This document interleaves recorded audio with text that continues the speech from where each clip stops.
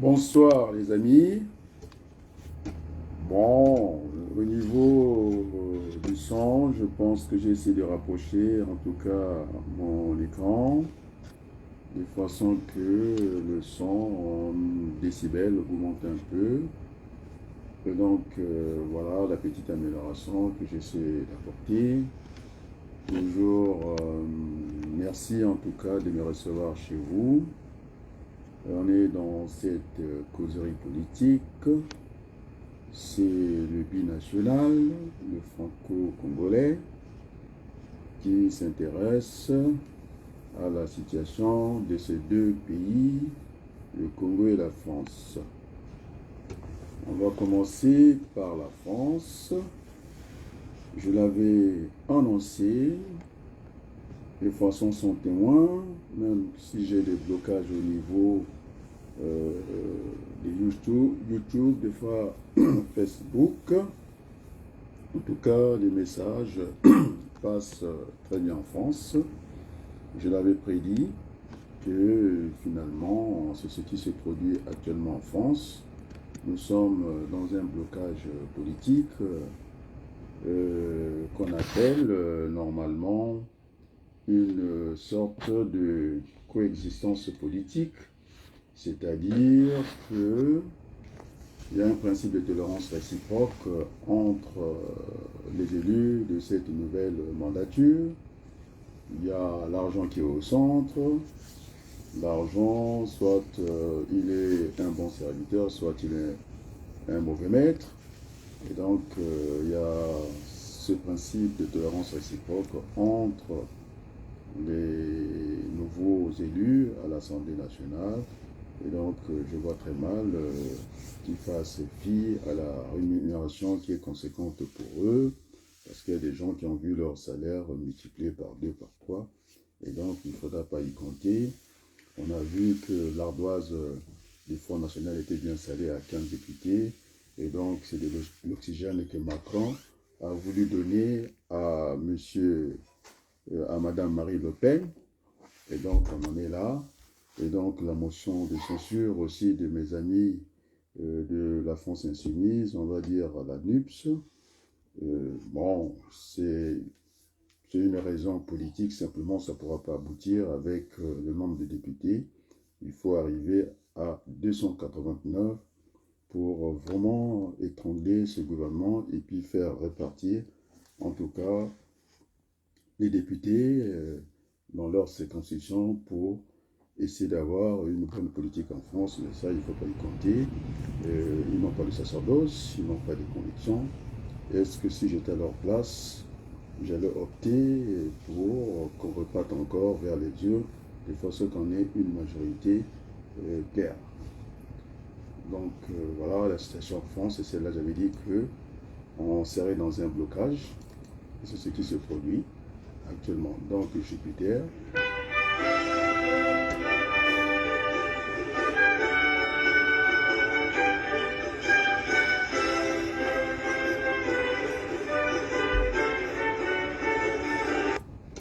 Donc Jupiter, en voulant froisser en tout cas l'esprit de la Ve République, voilà, maintenant l'essentiel, on va dire que toute la faction politique est orientée vers l'Assemblée nationale.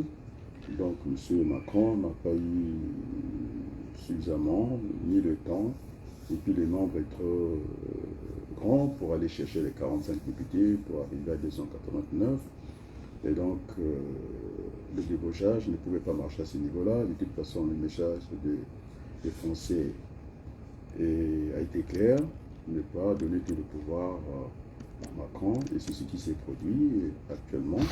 Et donc, on est dans cette coexistence politique. Donc, il n'y aura pas d'agression entre ceux qui sont de l'Assemblée nationale. La rémunération est au centre de tout ça. Et donc, il ne faut pas y compter, mais simplement, à force de jouer avec le feu, il arrivera un moment, en tout cas, de transgresser ce que j'ai appelé cette coexistence politique, ce principe de tolérance réciproque, pour aller à ce que j'appelle la cohabitation, qui veut dire la coexistence institutionnelle entre le gouvernement et l'opposition. Donc, on va y arriver là parce que ce sont des pouvoirs qui sont antagonistes, et donc ça ne pourra pas durer longtemps, c'est le temps d'un feuilleton, on va dire que ça va durer une année, après il y aura une lassitude, parce que la France, c'est quand même la deuxième puissance économique au sein de l'Union européenne, au niveau démographique aussi c'est la même chose, et donc je pense qu'on n'a jamais vu ça en France, après une élection présidentielle, que tout soit paralysé, l'essence, il ne faut même plus en parler, et la guerre qui continue, donc tous ces cinémas-là, ça va bloquer les plus belles, en tout cas la France. Je pense que oui, il faudrait que les Français souffrent. On leur avait demandé de ne pas aller vers la coexistence en politique, il fallait aller vers la cohabitation, de façon de laisser fonctionner le pays pendant 2 ans. Et si M. Jean-Luc Mélenchon ne faisait pas l'affaire, le président de la République, à sa main droite, il a le pouvoir de dissoudre l'Assemblée nationale, et donc les choses étaient si faciles que ça. Mais comme Macron, il a tout cassé au niveau économique, le quoi qu'il en coûte, en tout cas ces principes qui nous amènent à la paresse, on a vu ça, en tout cas, ça sera tout le temps, il faut répéter ça, parce que les Français, des fois, ils se prennent. Quand on a dit qu'il fallait augmenter le salaire, ils sont allés contre l'augmentation du salaire parce qu'ils auraient écouté des économistes éminents comme Piketty. Ils pensent le matin, ils pensent ça, et puis le soir, ils changent d'avis parce qu'ils ont ils ont peur, en tout cas, du quatrième pouvoir français, ce qu'on appelle la presse et les médias. Et donc, aujourd'hui, il y a un affrontement entre le pouvoir exécutif, dans l'esprit de la Ve République, qui ont la charge, en tout cas, le président devrait présider le Conseil des ministres et puis le gouvernement gouverner. Et donc, on n'en est plus là. Donc, tout est verrouillé. Et donc, je ne sais pas, le gouvernement n'a pas de marge de manœuvre. On a voulu débaucher à droite, au niveau des Républicains, ça n'a pas fonctionné.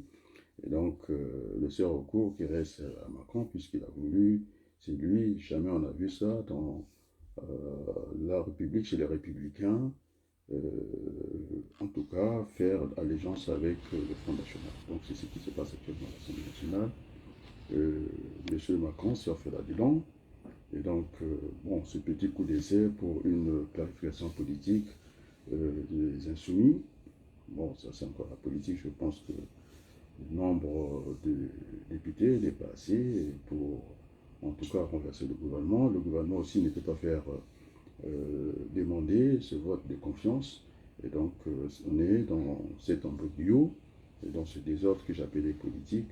Et voilà, nous en sommes là. Donc, je pense que la France prendra du retard, ne pourra pas fonctionner parce que on est perdu. On est perdu. Il faut passer rapidement, au bout d'1 an, et que nous repartions aux élections. Maintenant, ce que je peux demander à Jean-Luc Mélenchon, pour sa légitimité, je pense que ça risque de poser problème. J'aurais souhaité qu'il soit à l'intérieur. Bon, il est dans la même posture que Jadot. Ils ont déjà siégé au niveau du Parlement européen. Je pense que de ce côté-là aussi, il faudrait qu'on entende un peu que la gauche est réveillée actuellement. Donc, je pense que c'est Véran qui passe son temps à critiquer le nombre de tours. Que semble-t-il que mais les gens, après le 3e tour, après ça c'est la rue, mais je pense que ça ne va pas la rue, je pense qu'il faut aussi bouger de côté de l'Europe. Il a déjà siégé dans ce Parlement-là avec M. Jadot, et donc voilà, je pense que puisqu'il a changé avec Bompard, je pense, qui était à l'Europe, qui est revenu, qui a pris la place de Jean-Luc Mélenchon, je pense il faut que Jean-Luc Mélenchon, qui a le vent en poupe actuellement, c'est pas Hollande. Hollande, on n'a pas besoin de lui. Il est amoureux, et bien qu'il reste dans cette posture-là parce que c'est eux qui ont joué les mauvaises cartes contre la gauche. La preuve, le résultat de Mme Hidalgo n'est même pas discutable. Et je pense que le premier secrétaire du Parti socialiste a été réaliste de composer, en tout cas avec la gauche plurielle, celle qui avait pensé, en tout cas Lionel Jospin. Aujourd'hui, c'est au niveau de la sémantique ou de la dénomination simplement, la NUPS. Donc, je pense que la gauche doit partir des communistes en avançant, on croise les socialistes, on avance encore, les écolos, et puis aller vers le centre, on va croiser, nous autres qui sommes dans la société civile, voilà ce qu'attendent les Français, et donc la NUP a sa raison d'exister, et donc je dirais à M. Hollande, bye bye l'amoureux, je pense que ce n'est pas le dégagisme, je pense qu'il faut aussi laisser la place aux générations futures. Il a fait son temps, s'il était vraiment un homme politique sérieux, il n'avait pas un bilan politique mauvais, il n'a pas eu le courage, parce que la politique, ça demande le courage, de défendre son bilan, ce n'est pas le cas. C'est lui, ici, nous sommes dans l'ère Macron, qui est son fils, hein, c'est lui qui l'a propulsé, et puis venir entendre ce que nous entendons à la place de Paris, que Jean-Luc Mélenchon, c'est un extrémiste, c'est faux, parce que quand il est ministre, on ne connaît pas encore M. Macron, et donc voilà, je pense qu'il faudrait que cette courtoisie politique, de respecter les uns les autres, et donc ces genres d'étiquettes, moi je ne supporte pas en politique, et donc quand on part du moins fini de la gauche pour atterrir vers le centre, on n'est pas des extrémistes. Voilà, c'est ce que je voulais dire ici. Donc le débat ne fait que commencer. Et je disais comme Alpha Tsovi, les Provenus c'est là aussi, pas seulement pour avoir des bons résultats, il faut qu'il soit aussi capable de faire échouer ses propres prévisions. Donc il doit être capable de pouvoir, en tout cas, de prévenir l'imprévu. Nous sommes dans cette situation-là de blocage, et je pense à Raymond Barre qui parlait de l'immobilisme, donc là c'est paralysé. Donc personne ne va bouger, ça va être comme ça, et donc il ne faut pas que les Français s'attendent que, en tout cas, le prix de l'essence ou du gasoil va baisser à la pompe, ça va être encore pire, parce que chaque jour, ils vont nous augmenter les centimes en centimes, et pour ne plus en vivre. Donc voilà la situation, en tout cas réelle, de la France actuellement. Un peu de musique, et puis on fera un peu cap au Congo. Là aussi se passe des choses assez étranges. J'ai l'impression, je découvre mon pays, qu'il y a une économie viable là-bas. L'hôpital est alimenté, on a vu des matelas. Les Congolais sont heureux de suivre ces voyous-là, parce qu'on sait que c'est de l'artifice. Ce sera le temps d'une élection, parce que je sais que le Congo, mon pays d'origine, c'est là quand même la dernière économie du monde, et tout ce que je vois, les gens dansent, les successions politiques des pères en fils, la sorcellerie, en tout cas parmi les écrans, et tous ces folklores-là, croyez-moi, les Congolais ont raison de faire recours à leur grand frère, que je suis ici, et pour donner un peu le rayonnement au Congo, et en même temps, on veut voir comment je me bats en France ici, avec les meilleurs économistes. Nous ne sommes plus... Bon allez, on va être modeste. Je pense que si on peut avoir un peu de musique, ça serait une bonne chose. Alors, la régie, je voulais qu'on ait un peu de musique au niveau de la régie. Je me bats, tout soit d'ici. Ok, ça va aller, je crois.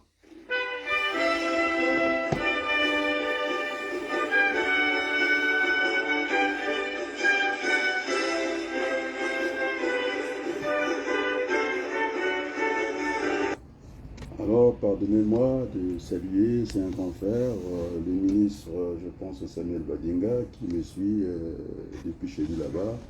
Un grand merci à lui. Je vois aussi, je pense, Chancel Diandanga, qui nous regarde, je pense, c'est du côté du Maroc, donc nous sommes suivis. Et puis j'invite aussi des amis français de nous rejoindre dans ce moment de partage, ce que j'ai appelé, en tout cas, une causerie politique. Allez, cap au Congo. Alors, le Congo, si déjà en France c'est bloqué, puisque nous avons l'habitude d'imaginer, en tout cas les choses ici, j'aurais souhaité que les Congolais, au lieu d'aller dans une échéance politique qui s'allie le plus belle de notre pays, on a vu, moi je vois ce que je vois, et en tout cas les Congolais ont raison de dire que j'étais vraiment quelqu'un qui comptait pour eux au niveau moral, parce que quand on parle de morale, c'est le compte ensemble. Maintenant, quand on veut aller dans son équation personnelle, c'est le physique. C'est comme la comptabilité, c'est comme ça. Donc, je remercie le peuple congolais au passage, qui m'ont tiré vers le haut, qui m'ont dit, mon frère, vous êtes un référent pour nous, vous faites beaucoup de choses, mais un jour, ça finira par payer. Et je suis un peu dans la position du président Lincoln. Vous imaginez le nombre de tentatives pour devenir président de la République aux États-Unis. Et lorsqu'il avait en tout cas réussi ces caps-là, il a laissé son nom dans l'histoire. Et donc nous sommes là aussi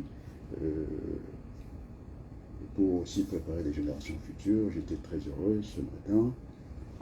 J'ai eu des appels en tout cas vidéo de mes anciens élèves du côté dans le 995 qui voulaient avoir des nouvelles parce que j'ai changé de centre de formation.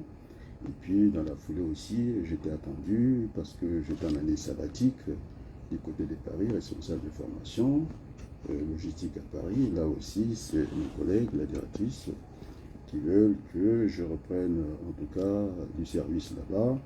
Et donc pour l'instant, j'avais dit qu'on nous a mis dans un cliché qu'on ne pouvait pas démissionner de nos fonctions. Donc je ne suis pas si malheureux que ça, je suis malheureux. Et donc j'essaie de professer dans un autre centre de formation, pas très loin de Paris. Et bien tout ça, ça me permet en tout cas de sortir de là où j'étais. En tout cas, un grand merci. Maintenant, un peu de musique pour recaler un peu tout ça, parce que c'est pas évident hein, d'être à cheval entre des pays. Enfin, on va faire cet effort-là.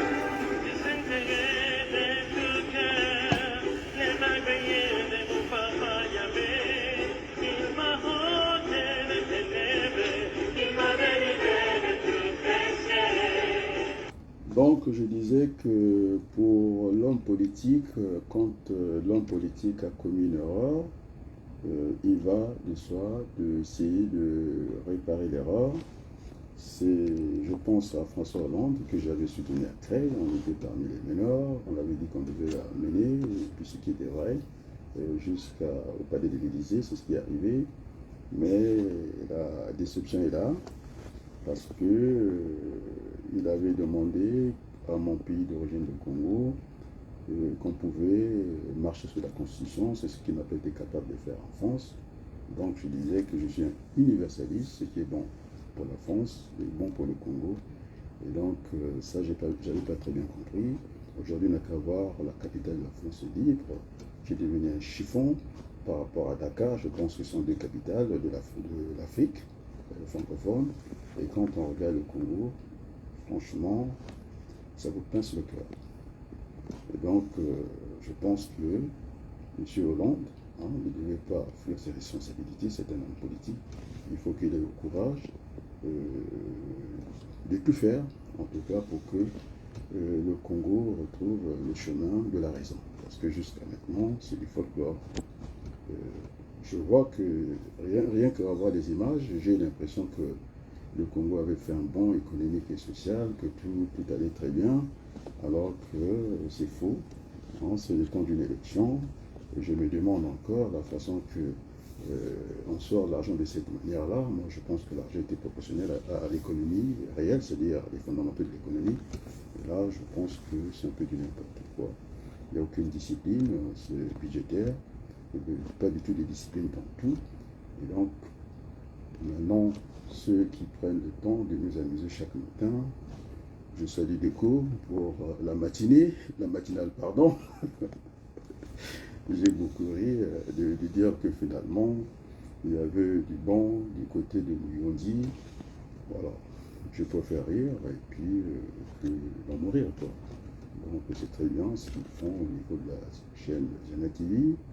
Très bien, mais je pense que ça amuse la galerie, mais c'est pas par là qu'il faut embarquer les Congolais. Les Congolais ont besoin de dialogue, au lieu de se regarder en chaîne de faïence. C'est ce qui a conduit, hein, en tout cas, le jeune de Wesso. Hein. Bon, je pense qu'il a dit un peu tout haut ce que tout le monde pense un peu bas au Congo, parce qu'il n'y a que la brutalité dans notre pays. On n'a jamais eu de moment d'apaisement, depuis là, bon, donc on est rentré dans ce cirque, dans ce cycle infernal, violence politique, et tout ça. Donc je pense que je ne crois pas à l'élection du Congo, c'était mal couplé. Je pense qu'en voulant trop copier les Français, c'était venu, l'esprit était venu, la pensée de Lionel Jospin, pour avoir des majorités claires. Il avait inversé le calendrier politique, en commençant par la présidentielle, et puis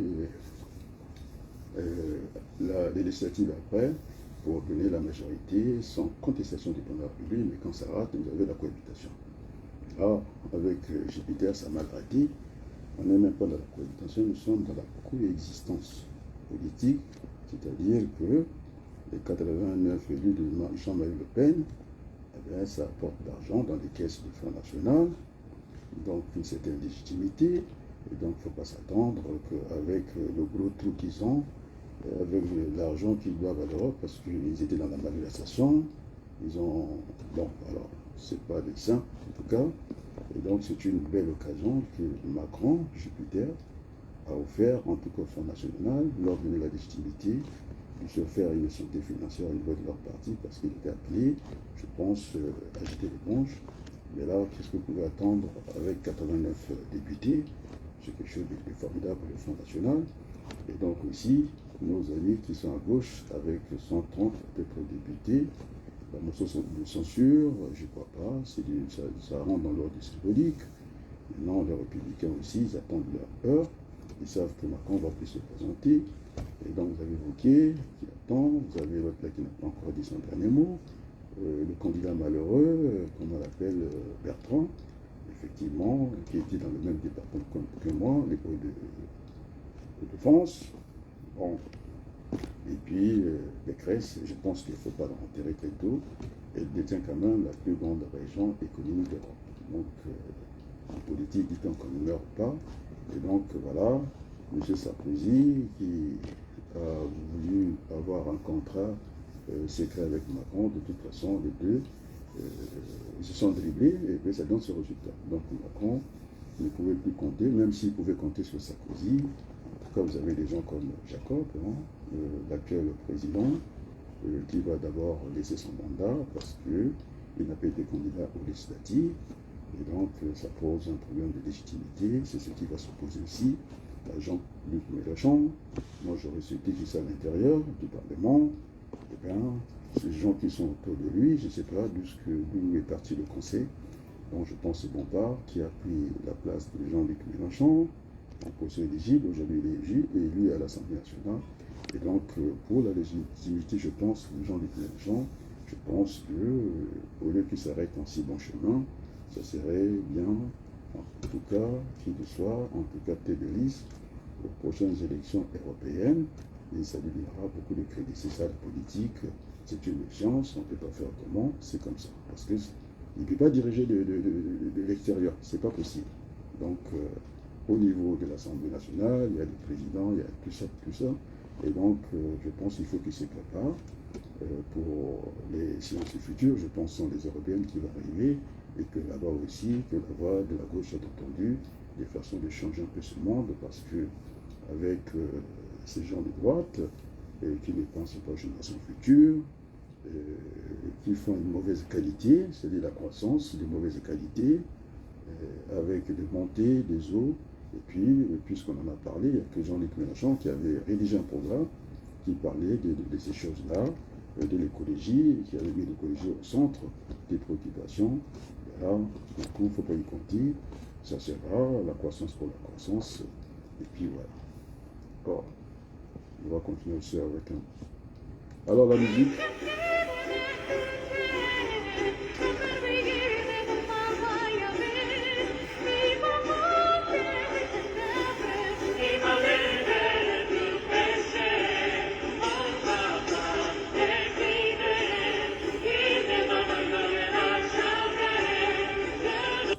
Donc, je disais, pour le Congo, je pense que la meilleure façon pour faire rêver un peu le Congolais, il faut sortir des sortants. Parce qu'ils n'ont pas un bilan depuis 40 ans, ça traîne. Je disais que le fleuve Congo était à un doigt de Brazzaville, l'eau nous passe entre les jambes, le réseau hydrographique du Congo était exagéré et que les Congolais continuent à boire l'eau des vaches, c'est-à-dire l'eau des puits. Alors, ça me fait repartir, c'est une régression, on va dire, alors que le développement s'est allé vers l'avant, c'est-à-dire le secteur primaire. On avait déjà expliqué ça quand j'étais encore dans le combat politique français, c'est-à-dire les paysans. Ils n'avaient pas de télévision, ils n'avaient que le bois pour s'échauffer et puis boire l'eau des vaches. Et quand arrive, en tout cas, l'ère du progrès économique, c'est-à-dire s'entraîner, l'exode rural, Ils ne sont plus appelés paysans, ils sont appelés ouvriers, ils ont tapé les coups de marteau toute leur vie, et puis voilà. Et puis encore, le progrès qui est parti, on est rentré dans le secteur tertiaire, c'est-à-dire les services. Alors, moi, ce qui m'étonne, hein, je ne sais pas s'il y a des économies de juristes au Congo, on ne peut pas, en tout cas, enrichir un pays, parce qu'il faudrait que le Congo, les Congolais se mettent au travail. Ce n'est pas avec les emplois qu'on crée des richesses, donc tout ça c'est factice, ce que vous voyez. Donc quand je parle des emplois, je pense à l'administration, parce que l'administration, c'est le seul moyen pour participer au niveau de l'emploi, c'est-à-dire créer des emplois, des fonctionnaires, il faut en avoir, mais sinon la richesse d'un pays, ça passe par le travail. C'est-à-dire qu'il faut produire des biens, des services marchands. Alors, donc, les théâtres que je vois au Congo, ça ne nous amène à rien, c'est l'économie poubelle, ça il ne faut même pas rêver. On a vu que le chemin, finalement, du développement est tracé, on est rentré dans pas mal de contradictions, ces économistes qui ne sont pas capables de venir discuter à la place du monde. On a eu toutes ces acquisitions financières, le Fonds monétaire international, la Banque mondiale. Ça me rappelle le débat que j'animais à cette époque-là. C'était pas facile de passer chez Adji Komlan, comme il continue d'écouter quand on a dit qu'il fallait réduire en tout cas le nombre de fonctionnaires en Afrique, en francophone, on peut dire en particulier au Congo. C'est là où j'ai parlé qu'il fallait raisonner en termes de deux chiffres, la masse monétaire, ce qu'il coûtait, donc les effectifs. C'était un jugement simplement de valeur. Donc j'avais pris l'exemple de l'enseignant, en tout cas gabonais, qui avait 25 élèves et que le même instituteur au Congo avait 50 élèves. Alors quand on parle des chiffres, on risque d'avoir un jugement. Et donc le Congo pouvait encore se permettre en tout cas d'augmenter le mammouth, de mettre encore un peu la graisse à cet éléphant-là. Donc ces gens de jugement, cette façon de négocier, alors ça, j'ai pas compris. Donc on a vu, en tout cas le combat que je menais, j'en discutais avec mes frères, avec le professeur Morisson, les spécialistes en tout cas, les garants en tout cas, de la monnaie et de fonds CFA. J'étais avec Kemayou, au niveau de cette radio africaine à l'antenne. Je n'ai pas compris son calcul. Lorsqu'on a dévalué, en tout cas, la dernière dévaluation de 50, on est passé à 100. Ben, il nous a fait l'inverse du calcul. Il a divisé 50 par 100. Alors, laissez-moi rire. Et je pensais en tout cas à l'un des meilleurs économètres, en tout cas, à la place de Paris, Christian Laprousse. Il fallait lire le premier tome en statistique. Je pense que l'accroissement se calcule, c'est P1 sur P0. Et puis vous mettez moins 1, vous fermez la parenthèse multipliée par 100. Et donc finalement, lorsque vous avez 100 divisé par 50, ça vous donne 2. Donc c'est ce qui a permis de doubler mécaniquement la dette publique, en tout cas de nos pays. Et puis 2, ça veut dire moins 1, et vous avez 100%. De 25, vous ajoutez l'autre 25, on a doublé les effectifs. Donc il fallait voir ça de cette manière-là. Et donc j'ai dû affoler, en tout cas dit comme l'an, qui m'a dit, mais j'ai jamais entendu ça. C'est vrai que la croissance a des chiffres quand on parle de la macroéconomie, mais lorsqu'on voit ça par secteur, j'ai pris le secteur de l'enseignement, c'est la matière grise, c'est l'économie de demain, c'est là qu'il fallait mettre tous les moyens. Et donc j'ai dit que si vous avez un enseignant au Congo avec 100 élèves, et qu'en France, puisque c'est le standard international, puisqu'on va parler de la qualité, pour en tout cas parler en tout cas de la qualité de l'enseignement. Donc on ne peut pas venir avec des effectifs pléthoriques, un enseignant, vous imaginez, avec 100 élèves, alors qu'en France, dès qu'on ajoute un 26e, vous avez les syndicats qui en route, en tout cas, c'est la grève. Donc si on rentre dans ces standards-là, le Congo pouvait encore se doter encore de 3 enseignants. Donc vous avez un taux d'accroissement de 300%. Donc il faut faire attention avec les chiffres. C'est pourquoi j'aime beaucoup mes références sont des gens, j'étais influencé par eux. Maurice Allais, c'est ingénieur de l'école des mines. J'étais en tout cas le porteur de Toscane, j'ai suivi ces débats-là. Très coriacier, il y avait pris des cadeaux. Moi je pensais que l'élève devait dépasser ce jour-là le maître. parce qu'il est dans l'actualité, c'est plus récent. Mais j'ai trouvé que Maurice Allais, c'est pas pour rien qu'il était prix Nobel, et qui a bien dit à M. Strauss-Kahn, avant d'affirmer les choses, il faut pouvoir les vérifier. Et donc on est tombé dans ce panneau-là. Et donc je faisais remarquer à Maurice, en tout cas le professeur de la Banque de France, il avait du mal à suivre la cadence, parce que j'ai dit non, la monnaie n'a pas été coupée en deux.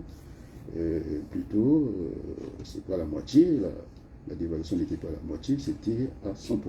Donc, pour pas venir tromper les gens, et on a laissé faire ça. Il n'y a pas que ça, quand je disais qu'il y avait un problème de convertibilité, il m'a dit, voilà, c'est la meilleure monnaie du monde, en tout cas. J'ai pris, en tout cas, l'exemple du Tchad et du Niger. Hein. C'est une frontière terrestre. Il n'y a même pas d'eau, il n'y a même pas un champ magnétique. Et donc, l'Africain qui est, en tout cas, dans la même zone économique, il ne devait pas en avoir deux d'ailleurs, parce qu'il n'y a pas le franc belge, il n'y a pas le franc allemand, et donc on devait être dans la même zone. Et donc, c'est bien que le franc CFA du Sénégal ne peut pas rentrer au Niger et vice-versa. Voilà comment c'est cette manière qu'on a vraiment, en tout cas, dirigé cette Afrique. C'est pour je dis que les tontons, les grands frères, je n'ai pas un problème générationnel, je ne suis pas pour les conflits de génération. C'est pour je dis, bon, puisque Macron il nous a habitués avec le mix, il faut à la limite mettre, virer une moitié des anciens parce qu'ils n'ont plus leur place, ils n'ont pas de résultats. Et moi, ce que je fais chaque matin, c'est un rituel. Dès que je commence mon cours, je commence par leur dire bonjour, j'installe le titre au tableau, j'indique la feuille de route, nous allons travailler comme ça, est-ce qu'on va développer la pensée, plutôt on va au lieu de développer la pensée, on va faire une contraction plutôt du texte. Donc si le texte est long, on va essayer de travailler comme ça. Donc la feuille de route est indiquée, et 1h30, c'est la pause, on fait quand même un petit bilan. Après, le bilan de la journée, si la méthode ne fonctionne pas, eh bien, on change de méthode. Donc, c'est comme ça qu'on a fonctionné. Donc, pour ne pas avoir la confusion entre ce que j'appelle, moi, la procédure, qui est unique, et puis la méthode. Bon, la procédure, on peut dire, ce sont des règles, et ainsi de suite, ainsi de suite. Bon, allez, encore un peu de musique pour rentrer dans cette Afrique-là. En tout cas, je salue au passage les Jana TV, qui nous permettent, quand même d'avoir ces images, et puis nous, de notre côté, de faire une analyse du film. Et donc, je dis, c'est la poubelle, ce que nous faisons là-bas. C'est une honte, parce que tous ces gens qu'on traîne pour juste, je pense, 500 €, et puis pour qu'un t-shirt, je pense que après le 18, il n'y aura plus rien de tout ça. Et donc, c'est au Congolais de prendre aussi leur responsabilité, parce qu'après, il ne faut pas se plaindre que on va céder les terrains aux Rwandais. Les Rwandais n'ont rien à faire au Congo. Moi, je me bats pour ces questions, en tout cas ici. Donc, oui, ici, on est bienvenus, ce sont nos Africains, nous devons construire cette Afrique ensemble, mais pas de cette manière, comme ça, d'une manière vulgaire. C'est insultant pour les Congolais. En plus, je connais cette partie de l'île Bamou. Déjà, c'est bien que ça revienne au Congo. Moi, je dirais qu'on aurait même fait moitié-moitié avec l'autre Congo. Voilà, comme ça que je pense le Congo. Je pense le Congo, pas seulement de Lumumba, ce qui était chanté par les Bantous de la capitale. Ça devait commencer à Brazzaville et Kinshasa. Et donc, l'île Mbamou, ça devait revenir au début. Voilà ce que je pense. Je l'ai dit clairement, sans détour. Donc, les Rwandais sont très loin, ils n'ont rien à voir avec la terre comment on appelle ça, de l'île Mbamou. Ils sont les bienvenus. Donc, voilà ce que je pense. Pour parler vrai.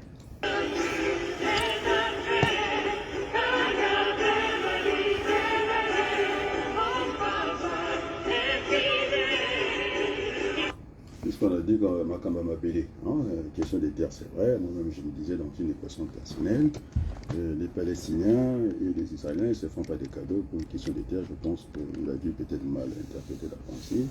Et donc, Makamba Mabélé, on a vu que la France avait payé, je pense qu'ils avaient aidé la Grèce, mais il faut aussi dire que les frontières, même si on perd économiquement, géographiquement, les frontières sont intangibles. Donc on ne peut pas faire n'importe quoi.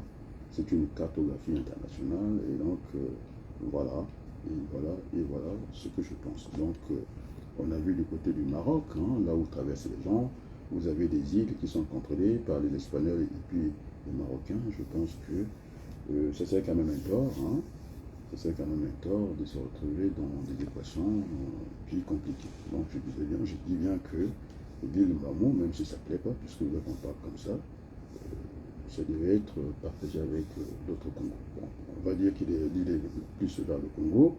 Et bon, il ne faut pas aussi céder des terrains, puisqu'il y a quand même Abélé, 342 000 mètres carrés. Il vaut mieux en rester là, voilà, si j'avais à dire quelque chose. Et donc, nous avons besoin, quand je dis que ça devait revenir au début, je parle de l'intégration économique, je parle comme l'Union européenne, de la Belgique, on peut aller en France et tout ça. Donc, je le place dans l'angle économique, mais au niveau géographique, l'île Mbamou, je dis bien que c'est plus proche du Congo, que ça appartient au Congo. Voilà ma commande à Béni. Donc on fait attention à ce genre de questions.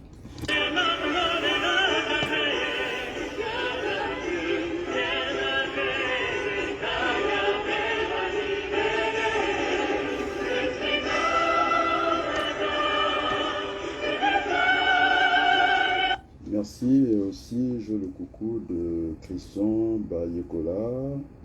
Mi Pandou, merci de faire partager ce direct-là. C'est une causerie politique. Et donc, entre deux pays, c'est le binational, Avignon à Baloukou. Et donc, ce que je disais, vraiment un grand merci pour le peuple du Congo, pour ne pas parler du peuple congolais, le peuple de France, pour ne pas parler du peuple français. Vous voyez, je fais des nuances à tout ça parce que quand on parle du peuple de France, c'est tous ceux qui apportent, en tout cas, les efforts pour le développement de ce pays. Maintenant, quand on parle du peuple français, c'est ceux qui ont une carte électorale. Alors, quand je me lance dans un débat comme ça, je préfère parler du peuple congolais, tous ces acteurs économiques qui sont dans notre pays pour apporter ce qu'ils peuvent apporter. Donc, il faut aussi jamais oublier de parler de ce gens-là que de parler dans une petite équation, peuple congolais, non, le peuple du Congo. Donc, celui, en tout cas, qui donne le meilleur d'eux pour que le Congo continue à vivre. Donc je pense à cela. Et donc je disais que j'ai aussi l'encouragement des Congo Page, hein, qui m'a beaucoup soutenu, même dans des moments difficiles, qui était toujours en chantier. Et lorsque je m'amuse un peu sur le terrain de l'économie, j'aime ça. D'aller chercher un peu Piketty, je pense que c'était très bien de bousculer un peu. Il est venu dans un confort intellectuel comme ça, c'est des brillants, très jeune économiste, qui a, je pense, dirigé, en tout cas, le projet économique de Madame Ségolène Royal. Alors, quand on a été jeune, il dirigeait un peu à ce moment-là. Il est sorti, en tout cas, très facilement comme ça, de dire que finalement, ce projet, ce programme de Jean-Luc Mélenchon, ce n'était que le temps d'un discours. Après, il devait avoir un blocage par ce qu'il a appris à l'école. Quand on augmente les salaires, effectivement, ça va inciter la hausse. C'est plus ce qu'on appelle inflation. On est pris dans cet engrenage qu'on appelle une spirale. Bon, ça va tourner comme ça, c'est faux.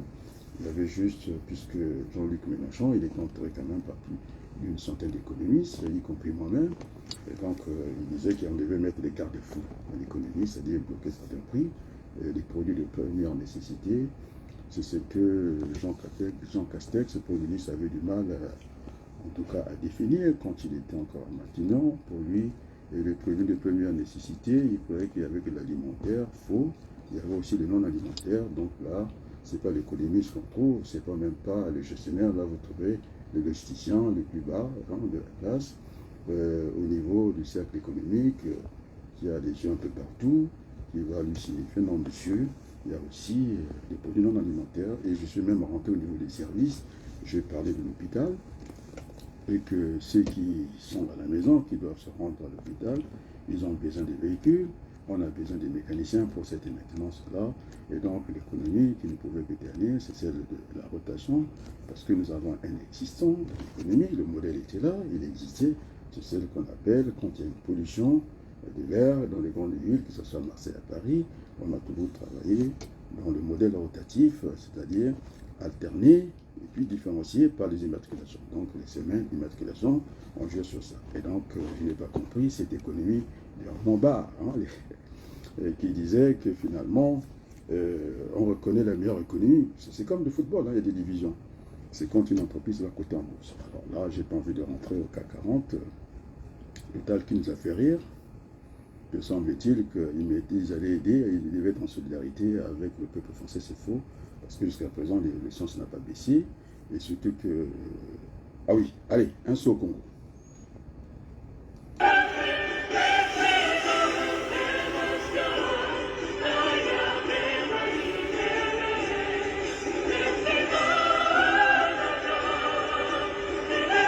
Ça me rappelle quand on parle du pétrole, la conférence nationale au Congo, il fallait fermer les rideaux, sujet tabou.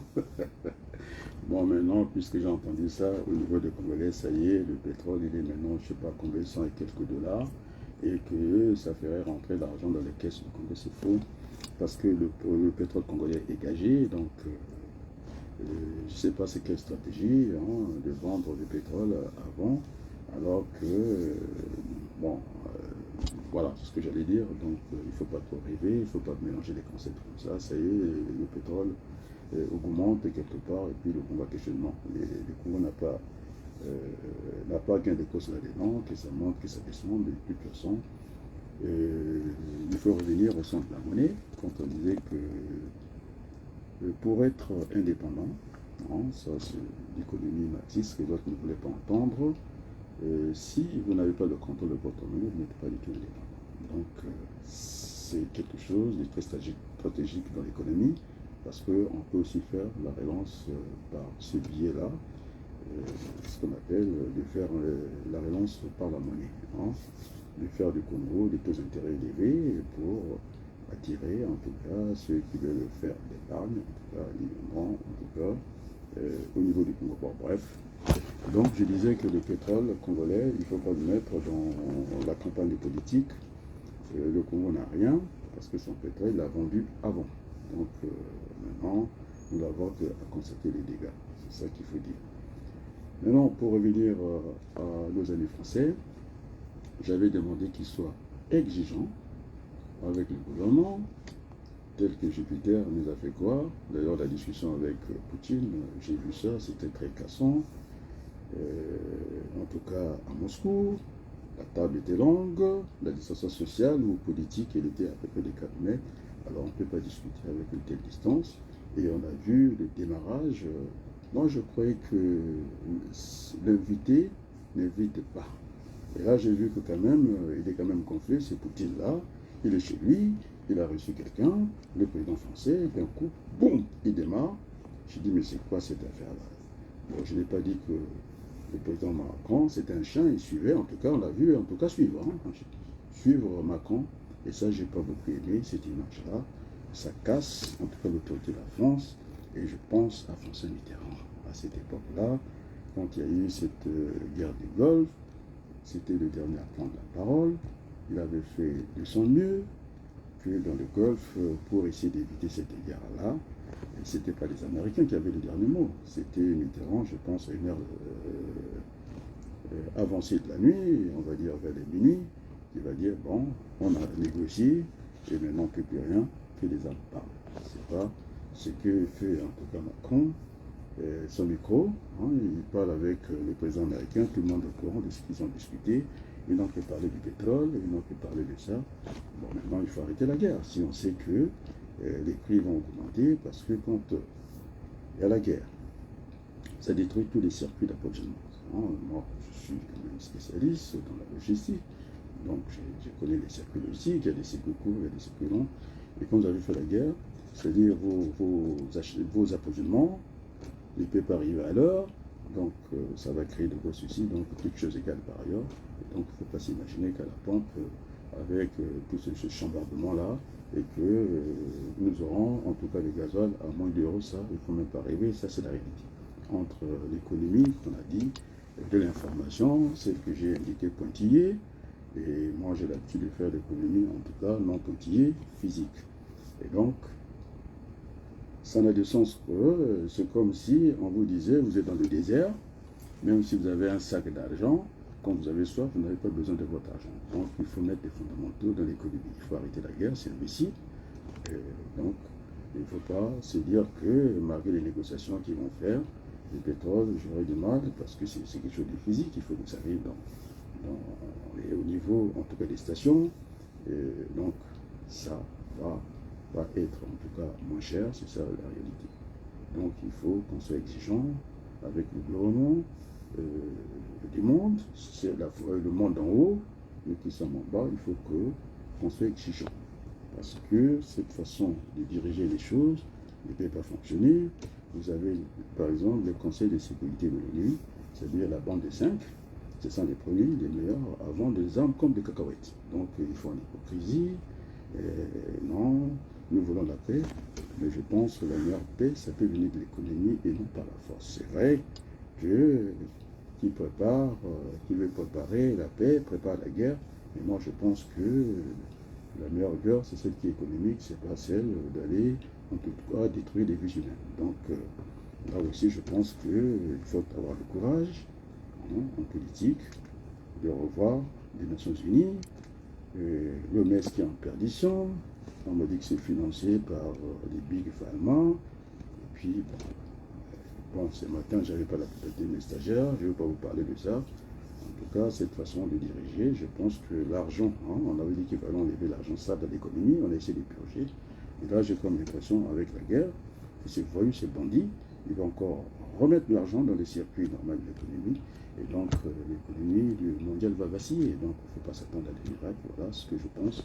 Je pense qu'un monde en paix, la paix est essentielle à tout développement. Donc, on ne peut pas se développer dans le désordre, dans la vulgarité. C'est vrai que les mathématiciens de la probabilité nous disent que les chaos pénètrent en tout cas de l'ordre. Bon, moi, je préfère ne pas être dans cette posture-là. Bon, un peu de musique.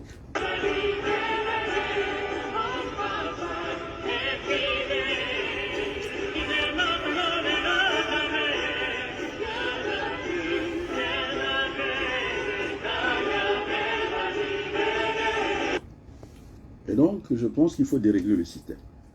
Il faut dérégler le système actuel, que ce soit au Congo, que ce soit partout, il faut le dérégler. Oh, je pense à Jean Bénard, c'est professeur d'économie de la Sorbonne, qui fut en tout cas un de mes enseignants. Et quand il parlait en microéconomie approfondie, on pouvait dérégler en réglant les choses. C'est-à-dire qu'il prenait l'exemple d'une chaîne de vélo. Quand vous faites du vélo, lorsque la chaîne est tendue, elle risque de casser ou de sauter. Et comment il faut la régler? Il faut la détendre. Lorsqu'elle est détendue, comment il faut régler? Il faut l'attendre, donc la déréglementation et la réglementation. Donc, je demande à ceux qui participent à l'élection de Brazzaville, ou du Congo, on va dire, alors, ne montrez pas au monde entier que vous êtes paresseux partout. Une élection, ça se juge le soir. En 2 heures, vous avez le temps de compter 200 bulletins de vote pour les compter. À haute voix, vous mettez des personnes de chaque côté, vous avez des délégués. On dépouille comme ça, vous renversez tout ça, vous mettez dans des enveloppes de 100. On prend la première enveloppe. Oui, parce que vous n'êtes pas formé, il faut qu'on vous indique. Moi, j'étais assesseur dans des bureaux de vote. C'est une école aussi quand on vient en France. Alors, lorsque vous prenez votre urne, vous mettez tout sur la table, vous renversez. Vous faites des enveloppes de 100. Allez, après, vous mettez les scrutateurs autour de ça. Alors, vous appelez à haute voix. Chacun note, les 2 listes notent. L'opposition et la majorité, vous notez. Après, vous préparez les listes. En tout cas, comptez 100 bulletins de vote. Sur le Congo, il y en aura même pas 5 000. Donc, vous formez les bureaux à 18h. À 20h, vous avez le résultat. Donc, vous n'avez pas besoin de faire partir vos bulletins au niveau de la mafia. Parce qu'il y aura une tricherie. Donc, voilà la petite correction qu'on peut apporter. Il y a beaucoup de choses à faire. D'abord, au niveau des circonscriptions, moi je pense à Mandela, c'est un nom, une voix et peut-être un mandat. Alors, tel que les circonscriptions sont départagées au Congo, vous avez cette partie du nord, presque au niveau de la densité, c'est-à-dire habitants au kilomètre carré, vous arrivez à enregistrer des 0, je ne sais pas, 0,1, 0,2. Et donc, là où il n'y a pas de monde, il faut mettre la gendarmerie. Parce que c'est une élection du peuple. Il il faut pondérer, hein, c'est une moyenne qu'il faut pondérer par le nombre d'électeurs, c'est-à-dire le nombre d'habitants. Et donc, je vois très mal pourquoi, dans l'axe sud, le chemin de fer, c'est là où il y a plus de gens, à peu près, on va dire, 80% de la population du Congo, mais je n'ai pas compris ce calcul, comment ça a été fait pour trouver à peu près plus des gens qui doivent siéger à l'Assemblée nationale des députés dans cette partie du Nord. Donc il faudrait qu'on rase un peu tout ça. C'est pas du tribalisme de dire ça. Moi je suis réaliste, je vis en France, c'est comme ça que ça fonctionne. Lorsque j'étais candidat à la députation française, des Français de l'étranger, j'avais à parcourir tous les pays parce que sans un homme, une voix, un homme, une voix, c'est ça. Donc j'avais à parcourir les distances comme ça. Lorsque vous avez une circonscription semi-urbaine, vous avez une partie, vous faites à pied votre campagne, après vous prenez votre voiture, et donc là où il n'y a pas de monde, on met la gendarmerie. Donc c'est comme ça qu'il faut fonctionner. Et d'ailleurs, j'ai pas peur quand je dis ça. Je suis au Congo, j'ai vu le fonctionnement de Alphonse Massamba-Déba, des judo ici par là, et aller mettre l'usine à Bétou, parce qu'ils savaient que s'ils ne mettaient pas l'usine à Bétou, ce sont des Centrafricains à côté. Ils sont plus proches de la Centrafrique. C'est comme ça la réalité. Ça, c'est la géographie qui parle.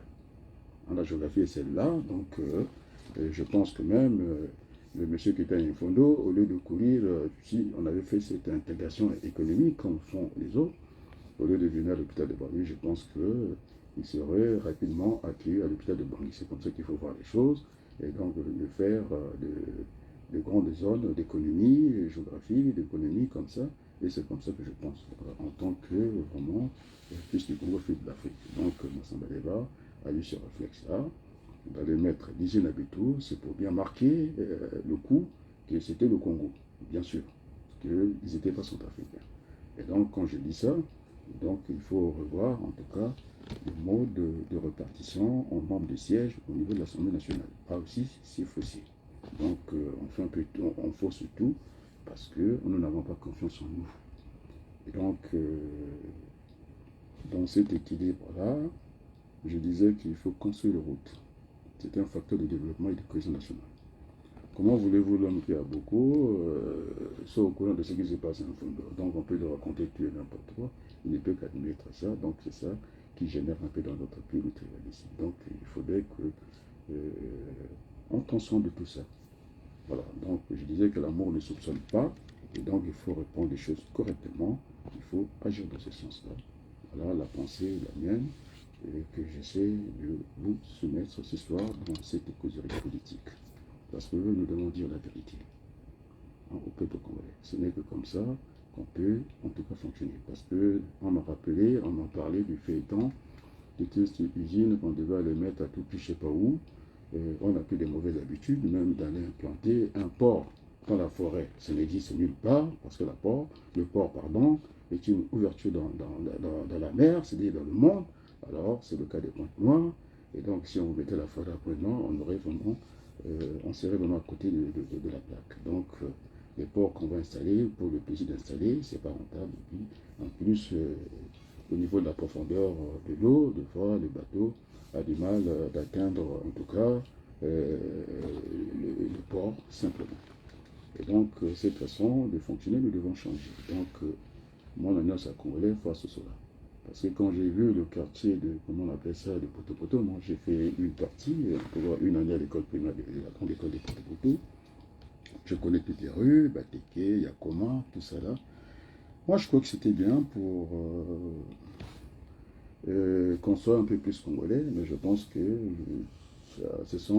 ça a donné notre connotation politique. C'est là où on trouve dans chaque rue les chefs de guerre. La rue Bateke, c'est un Bateke qui veut commander. La rue Bakongo, c'est les Bakongo qui commandent. La rue Makwa, c'est les Makwa qui commandent. Je pense que cette façon de construire ce pays-là n'est pas une bonne chose. Moi, j'ai vu d'autres peuples, quand ils ont souffert, je pense qu'ils ont su se transcender. Je parle des Antilles. Il y a une mer qui leur sépare, avec, je parle de la Guadeloupe et la Martinique. Je pense qu'ils parlent créole, tranquillement. Et puis encore, si on ajoute ceux qui sont encore plus loin du côté de la Réunion, au moins, quand ils parlent avec ils peuvent se comprendre. Mais chez nous, il y a tellement d'ethnies, il y a tellement de dialectes, des Congo, des Bassou, ils disent toujours mélanger tous les Batek et tout. C'est ça qui nous empêche un peu de développer ce pays-là, alors que ce serait peut-être pas mauvais, quoi. Enfin, ça sera des combats futurs. Nous avons deux langues nationales au Congo. Il y a les Kituba, je pense, et puis les Lingala. Il ne faut pas qu'une langue soit au-dessus de l'autre. C'est comme ça qu'on nous a légué ce Congo-là. Et donc, il faut qu'on arrête de parler une seule langue dans tous les bureaux. Ça aussi, c'est bien d'attaquer le jeune homme. Il a été maladroit, mais puisque dans les bureaux, on ne parle qu'une seule langue. Alors qu'on devait utiliser les deux, et puis vous ajoutez les français, qui est une langue nationale. Moi, je pense que c'est comme ça qu'il faut fonctionner. Et aussi aller vers cette discrimination positive. Et qu'on ne trouve pas dans un ministère. Et quand le lycéen va convoquer là-bas, vous avez tous les Bakongo autour de ça. Et puis, bon, voilà le Congo. Donc, moi, je regarde ça de loin, c'est vrai. Mais je pense que c'est un pays que nous devons. D'abord, la première chose, ce n'est pas de distribuer les cadeaux bidons, qui n'ont aucune valeur, parce que d'ici demain, c'est terminé, ces ventes affamées vont encore déborder un peu plus. Et donc, c'est du bidon. C'est pas comme ça. La première chose des Congolais, c'est d'aimer le pays. Ça suffit. Comme disait Jésus-Christ dans sa parole, votre paix me suffit. Donc il faut aller dans cette suffisance-là.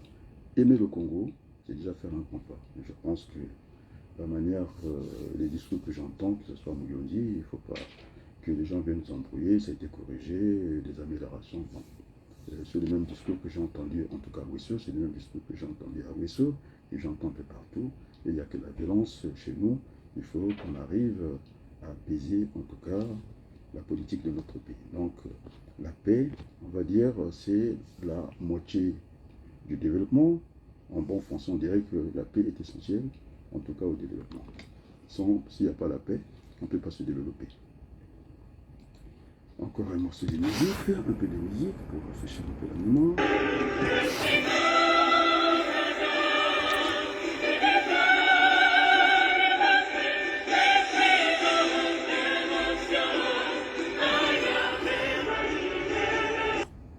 Donc en tout cas, je disais que c'est du pêle-mêle que j'essaie de faire ici parce que je suis entre des eaux, la Méditerranée, la frontière commune, c'est là où nos enfants viennent échouer parce que on n'a rien fait, on n'a pas, nous avons des terres, comme disait en tout cas l'un des économistes que j'ai l'habitude de citer ici, euh, Michel Codé, il n'y a pas de terre maudite, ça n'existe pas. La preuve en est que les Israéliens, ils ont fait pousser en tout cas la tomate dans le désert et que nous avons des terres arables, des terres cultivables et que semble-t-il sont les Rwandais qui viennent faire la culture. Moi, j'ai du mal à penser, de penser à ça. Et donc, les Congolais doivent se mettre au travail.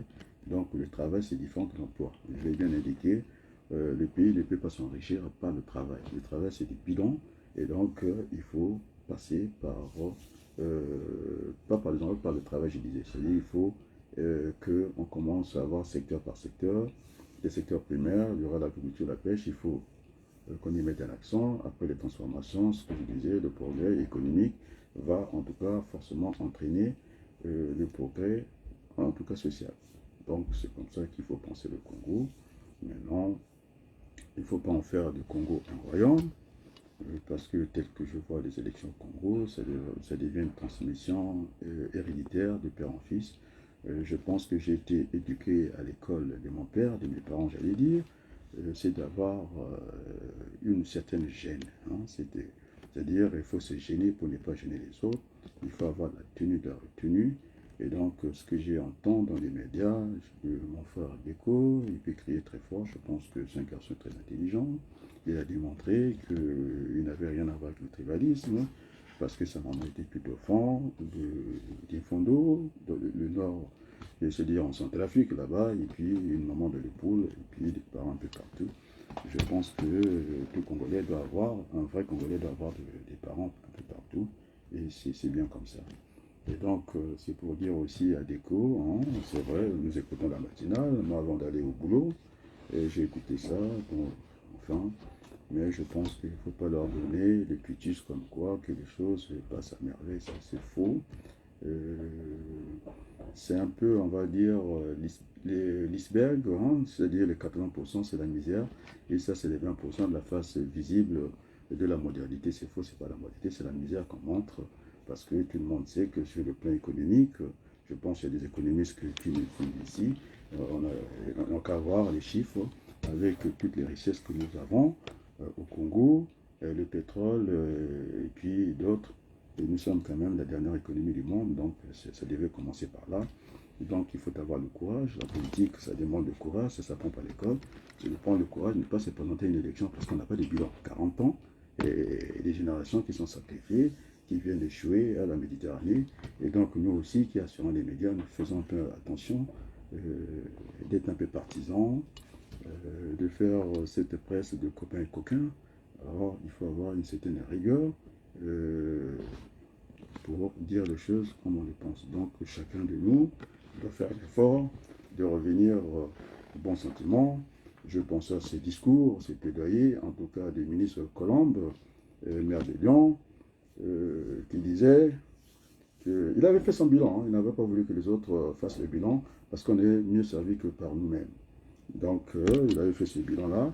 Il avait dit qu'il fallait qu'on évite à la France de se retrouver face à face et plutôt qu'il travaille dans le sens que les Français soient côte à côte. Quand il parle de ça, il parle de la France est plurielle, tout le monde est venu de partout, et depuis que l'homme est sur Terre, il n'y a eu que des passages, et donc la race pure n'existe pas.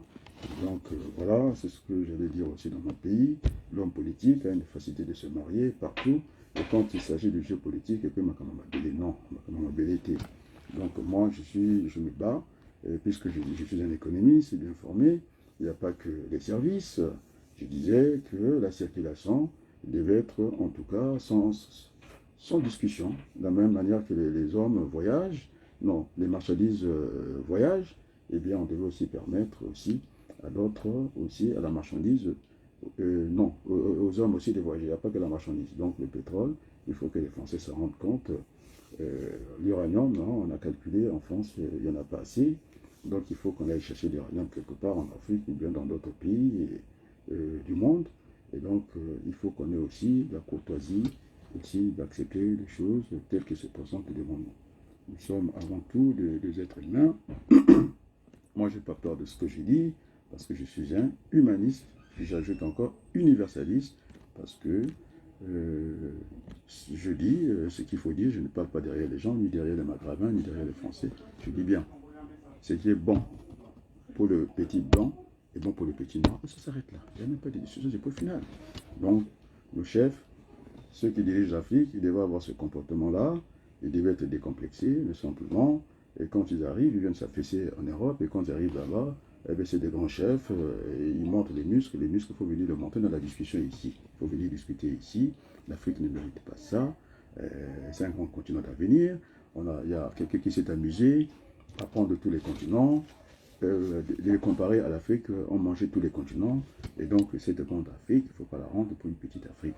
L'Afrique est là, et donc nous disons à nos frères français, sont les bienvenus en Afrique, et d'ailleurs le Sénégal qui est en train de faire des efforts, on risque même d'inverser le flux migratoire. On risque même de verser le flux migratoire. Allez, un peu de musique.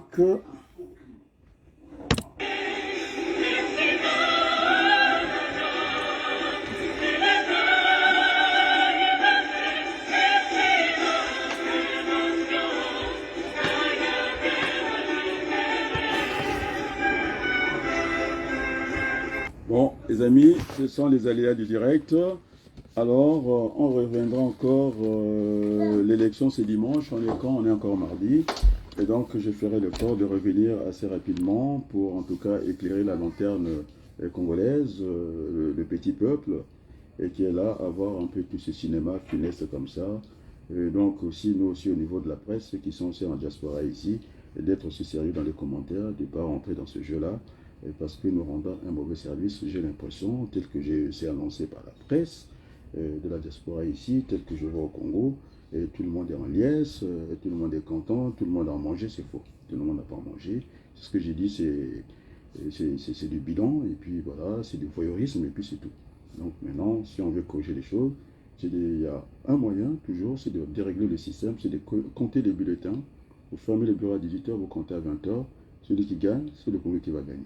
Alors sur ce, Je vous dis un grand merci et puis à très bientôt, on va dire.